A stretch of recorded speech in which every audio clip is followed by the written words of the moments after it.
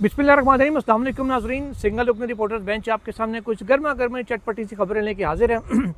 Start करते हैं Islamabad high court से और उसके अलावा हलफ बर्दारी के ऊपर भी बात करेंगे। एक दो बड़ी इंटरेस्टिंग डेवलपमेंट्स भी सुप्रीम कोर्ट ऑफ पाकिस्तान में हुई हैं। तजादात काजी फ़ाइज़ ईसा में एक और इजाफा हुआ, बड़ा इंटरेस्टिंग है, उससे भी आपको आगाह करते हैं। पहले आते हैं इस्लामाबाद हाई कोर्ट की जानिब, जिसने इमरान खान की तलबी का हुक्म दिया है। और नाज़रीन, इसका बैकग्राउंड ये है, इस्लामाबाद हाई कोर्ट में जस्टिस सरदार एजाज इसहाक साहब ने ऑर्डर दिया था हुकूमत को और इंतज़ामिया को, जेल इंतज़ामिया को, कि इमरान खान की मुलाकात करवाई जो उनके वकला से।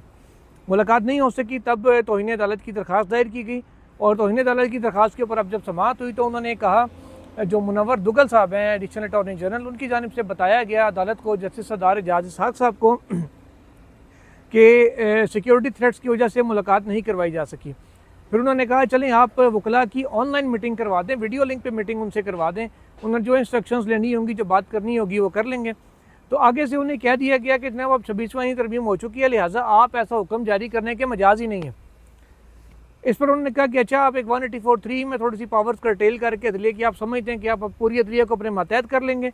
उन्होंने कहा, अगर आप ये समझते हैं कि मैं ऑर्डर नहीं जारी कर सकता तो जाएँ 3 बजे आज इमरान खान को इधर लेके आएँ और यहीं पर यह मुलाकात होगी।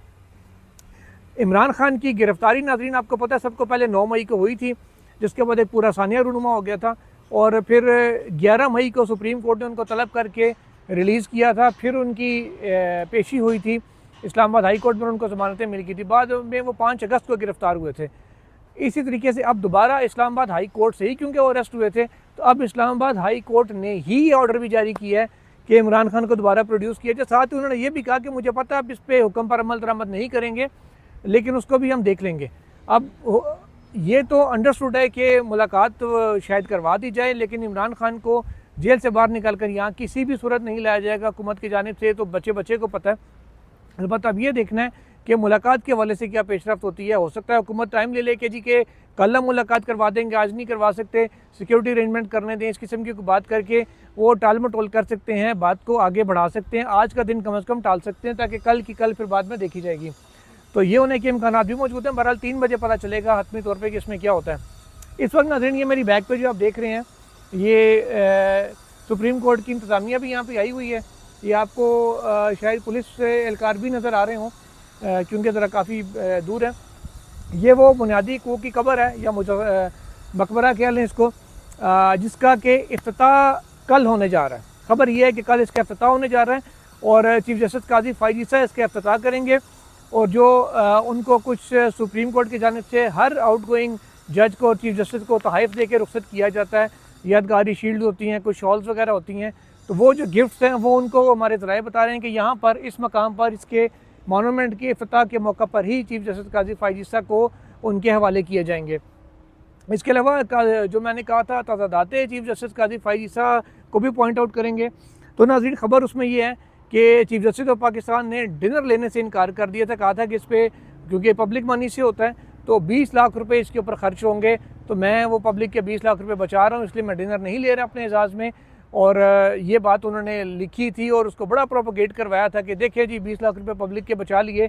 अब खबर ये है कि मौसूफ चीफ जस्टिस काजी फ़ाइज़ ईसा साहब अपने आखिरी दिन कल डिनर तो नहीं ले रहे, अलबत्ता लंच ज़रूर ले रहे हैं। कल उनके एजाज़ में सुप्रीम कोर्ट ऑफ पाकिस्तान के लॉन में एक लंच दिया जाएगा। डिनर पे तो 20 लाख रुपए लग रहे थे, लंच शायद किसी ने कह दिया यार मेरी तरफ फ्री खा लो तुसी, तभी उन्होंने लेने के लिए वो उस दावत को कबूल भी कर लिया है। अब वो 20 लाख रुपए का या 15 लाख रुपए जितने भी लाख रुपए उस पर लगेंगे, अब उसकी उनको कोई परवाह नहीं है और अब वो मज़े से आएंगे, आके खाना भी खाएंगे, तकरीब इंजॉय भी करेंगे और उसके बाद यहाँ से रुखसत भी हो जाएंगे। डिनर तो नहीं होगा, अलबत्ता फुल कोर्ट रेफरेंस है जो कल सुबह 10:30 बजे होगा। उसके बाद लंच होगा, लंच के बाद चीफ जस्टिस काजी फ़ाइज़ ईसा यहाँ से रुखसत हो जाएंगे और फिर दोबारा ये गलियाँ ये चौबारा यहाँ आना ना दोबारा, इस किस्म की बातें होंगी। इसके अलावा नाज़रीन, अगर बात करें जस्टिस याहिया अफरीदी साहब की, तो जस्टिस याहिया अफरीदी की तकरीबी हलफ बर्दारी की तैयारियाँ जो है उनको हतमी शक्ल दी जा रही है। हमारे ज़राए बता रहे हैं कि हलफ जो है वो वेटिंग के लिए यानी कि प्रूफ रीडिंग के लिए भिजवाए जाते हैं, उसकी कॉपी चीफ जस्टिस नामज़द चीफ जस्टिस को वो हमारे ज़राए बता रहे हैं कि पहुंचा दी गई है। इसके अलावा कुछ 350 के करीब मेहमानों की फहरिस्त है जो अब तक आज भिजवा दी गई है सुप्रीम कोर्ट की जानिब से ऐवान सदर को। उसमें तब्दीलियाँ भी आने वक्त तक होती रहेंगी, लेकिन बताया जा रहा है तकरीबन 350 लोग हैं और इनमें जो रिटायर्ड जजेस हैं वो शामिल हैं, हाजिर सर्विस जजेस तो होंगे ही, एडहॉक जजेस भी इसमें शामिल होंगे। अलबत्ता जो साबिक चीफ जस्टिस हैं वो बड़े इंटरेस्टिंग नाम है। इफ्तिखार चौधरी साहब को बुलाया गया और क्योंकि लॉयर्स मूवमेंट के नतीजे में वो बहाल हुए थे और याहिया अफरीदी साहब उसका भी हिस्सा रहे थे और मुशर्रफ के खिलाफ पटिशनर भी रहे थे, तो कहा जाता है कि इफ्तिखार चौधरी साहब ने उनको अपॉइंट किया था एज अ जज। तो इफ्तिखार चौधरी साहब होंगे। जस्टिस तसद्दुक़ जिलानी साहब आ रहे हैं इसमें शिरकत करने के लिए। नासिर मुल्क साहब को भी हमारे ज़राए बता रहे हैं कि दावत दी गई है। उसके अलावा जस्टिस तसद्दुक़ जिलानी होंगे, जस्टिस जवाद ख्वाजा होंगे जिन्होंने मिलिट्री कोर्ट्स के खिलाफ ट्रायल सिविलियंस का उसमें ना हो उस हवाले से सुप्रीम कोर्ट में दरख्वास्त दायर की थी और कलदम भी हुआ था ट्रायल, वो भी आ रहे हैं। इसके अलावा जस्टिस अनवर ज़ैद जमाली आ रहे हैं। अनवर ज़ैद जमाली साहब के बाद साकिब निसार साहब थे। साकिब निसार साहब ने अपॉइंट किया था याहिया अफरीदी साहब को सुप्रीम कोर्ट का जज, लेकिन हमारे ज़राए ये बता रहे हैं कि जो ऐवान सदर से हमें जो इतलात मौसूल हो रही हैं कि साकिब निसार साहब का नाम फहरिस्त में शामिल नहीं है, इसलिए ऐवान सदर की जानिब से उन्हें दावतनामा अरसाल नहीं किया जा रहा है क्योंकि उनका नाम नहीं दिया गया। मैंने जैसे पहले भी बताया था कि फहरिस्त जो है ना वो सुप्रीम कोर्ट से जाती है, नामजद चीफ जस्टिस जिसने हलफ उठाना होता है वो फहरिस्त देता है, तो साकिब निसार साहब का नाम उसमें नहीं है। आसिफ सईद खोसा साहब का हमारे ज़राए बता रहे हैं कि उसमें नाम शामिल है। उसके अलावा उमर ताब बंदयाल साहब का है, जस्टिस गुलजार साहब का नाम उसमें शामिल है और काजी फाइजा साहब का भी नाम शामिल है। लेकिन रिवायत ये है कि जो आउट गोइंग चीफ जस्टिस होता है, यानी कि जो रिटायर हो चुका होता है इमीडिएटली, वो कभी भी इनकमिंग का जो ओथ है उसको अटेंड नहीं करता होता। ये को अपनी रिवायात है, इनकी जजेस की अपना तरीक़ाकार है। तो काजी फाइजा साहब को मदऊ तो किया गया, इन्वाइट किया जाता है, लेकिन वो तकरीब का हिस्सा नहीं बनेंगे रिवायती तौर पर। लेकिन काजी साहब ने क्योंकि ये कह देना, हो सकता है वो ये कह दें कि कहाँ लिखा है कि रिवायत है या आइन में कहाँ लिखा है या कानून में कहाँ लिखा है या प्रोटोकॉल्स में कहाँ लिखा है, लेकिन इतला दिए हैं कि वो जाएंगे भी नहीं। और he will be travelling on 26 और 27 टू 3 कंट्रीज़ में, जैसा कल हमने बताया था कि 26, 27 को या 28 तक, क्योंकि वो रात 12 बजे के बाद डेट चेंज हो जाती है, तो इस वजह से 27 या 28 के दरमियान उन्होंने यहाँ से पाकिस्तान से रवाना हो जाना है। इन बेंचेस को नाज़रीन कैसेट भिजवाने का सिलसिला आज भी जारी रहा। जस्टिस याहिया अफरीदी जो नामज़द चीफ जस्टिस ऑफ पाकिस्तान है, उनकी जानिब से शुफा जो ज़मीनों के तबादले एक सेल परचेज़ का, ट्रांसफ़र का एक मामला होता है, ये ज़रा मुस्लिम लॉ में ये है तो शरई सा नुक्ता है। इसकी तशरीह के हवाले से ये केस था कि इस्लामाबाद में कौन सा शुफे का लॉ अप्लाई करेगा, जो कोर्ट्स का है या जो मुस्लिम लॉ है, वो उस हवाले से तनाज़ा था। शाहिद वहीद साहब जो इस बेंच के रुकन थे याहिया अफरीदी साहब के साथ, उन्होंने पॉइंट आउट किया कि ये तो मामला तशरीह का आ गया तो ये उधर जाएगा। इस पर बड़ा हुक्म दिया सामने आया इनफैक्ट जैसे याहिया अफरीदी का। उन्होंने कहा कि मैंने तो रजिस्ट्रार ऑफिस को इंस्ट्रक्शंस इशू कर दी हैं कि जितने भी मामलात हैं जिसमें किसी भी कानून को या आइन को चैलेंज किया गया, यानी किसी वायरस को यानी कि किसी शिक को, उनकी एक अलग कैटेगरी बना लें क्योंकि वो ट्रांसफ़र होने हैं जाके आइनी बेंच को। इसके अलावा उन्होंने कहा कि जो कोई ऐसे केसेस आते रहेंगे रूटीन में हमारे सामने जिनमें आइन की तशरीह या कानून की तशरीह दरकार होगी, वो सारे भी हम उठा के साथ साथ आइनी बेंच को भेजते रहेंगे। आइनी बेंच तश्कील देना है नाज़रीन जुडिशल कमीशन ऑफ पाकिस्तान ने, और जुडिशल कमीशन ऑफ पाकिस्तान अभी तक नोटिफाई नहीं हो सका।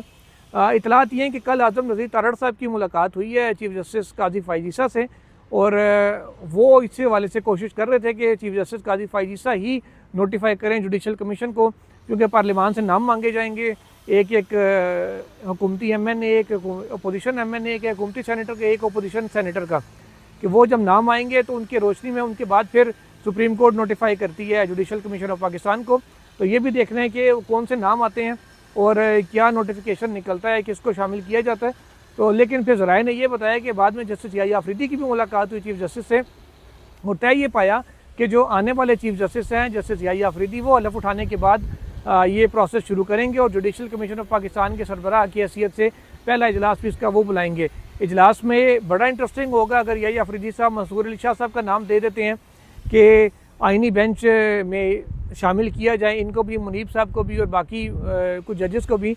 ज़ाहिर है जो सबसे सीनियर होगा वो सरबराह बनेगा, तो बड़ा इंटरेस्टिंग होगा ये।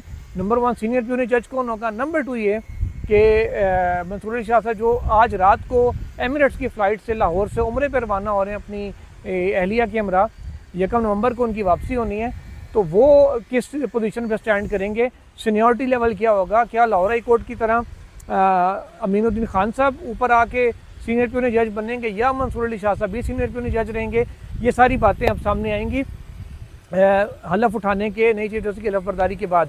चीफ जस्टिस काजी फाइजीसा का असूली तौर पे कल आखिरी दिन है सुप्रीम कोर्ट ऑफ पाकिस्तान में, लेकिन अदालती टाइम उनका ख़त्म हो गया है। वो मज़ीद केसेस की समाअत नहीं करेंगे। जो रोस्टर जारी हुआ है कल का जजिस की सिटिंग का रोस्टर, उसके मुताबिक कल वो फिर से चैम्बर वर्क करेंगे। अलमान अल हफीज़ चैम्बर वर्क जारी हैं और देखते हैं थोड़ी देर के बाद बेंच के साथ दूसरी वीडियो के साथ हाजिर होंगे। अब तक के लिए इतना ही। टिल देन अल्लाह हाफिज़।